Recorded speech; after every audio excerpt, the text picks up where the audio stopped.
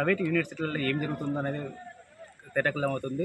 మనం private university చూసుకుంటే SR యూనివర్సిటీలో కొంతమంది విద్యార్థులకు ఏంటంటే రాంగ్ ఇన్ఫర్మేషన్ ఇవ్వడంతో వాళ్ళు మెమోలని రాంగ్ ఇవ్వడంతో వాళ్ళ ప్రొవిజనల్స్ కూడా రాంగ్ ఇచ్చారు. దీనివల్ల ఏంటంటే వాళ్ళు వేరే వేరే యూనివర్సిటీల్లో అప్లై చేసుకోవడంతో వాళ్ళ ప్రాబ్లమ్స్ అనేది రెక్టిఫై కావడం వాళ్ళు ఎంక్వైరీలో రెక్టిఫై కావడంతో వాళ్ళని డిస్క్వాలిఫై చేశారు.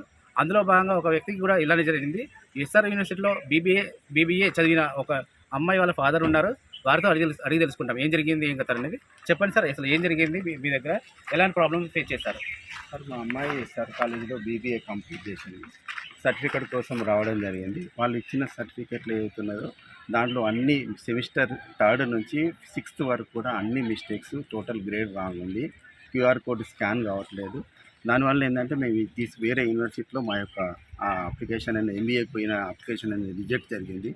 దాంతో మేము మళ్ళీ యూనివర్సిటీకి రావడం జరిగింది. వాళ్ళు మిస్టేక్ జరిగిందని చెప్పి మళ్ళీ మాకు రెక్టిఫై చేసి ఇవ్వడం జరిగింది. దీనివల్ల మాకు యూనివర్సిటీలో ఎంబీఏ యూనివర్సిటీలో సీట్ కోల్పోవడం, స్కాలర్షిప్ కోల్పోవడం జరిగింది. ఇది ఒక కాలేజీ పరిస్థితి సార్. అంటే గతంలో ఇదే జరిగిందా, ఇప్పుడు ఈ యొక్క సంవత్సరానికి ఇలా జరిగింది సార్? ఇక అది నాకు తెలియదు. నా వరకు వచ్చిన ఈ సంవత్సరం మాత్రం జరిగింది. నాకు కాకుండా ఇంకా మిగతా మంది స్టూడెంట్లు కూడా ఇట్లా జరిగింది.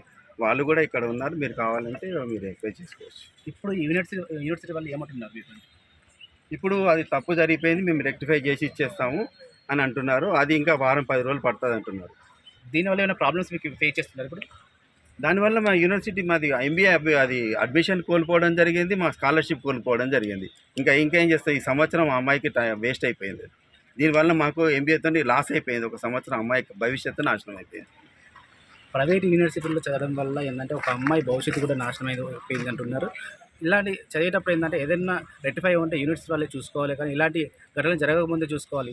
దీనివల్ల ఏంటంటే ఒక అమ్మాయి జీవితం అనేది 1 year వేస్ట్ కావడం, ప్లస్ ఇంకోటి ఏంటంటే యూనివర్సిటీ తప్పడం వల్ల ఇప్పుడు ఏంటంటే ఇంకో యూనివర్సిటీలో సీట్ రాకపోవడం, వాళ్ళ ఇటు స్కాలర్షిప్ కూడా కోల్పోవడం జరిగిందని చెప్తున్నారు. కెమెరామ్యాన్ రాహుల్తో అశోక్.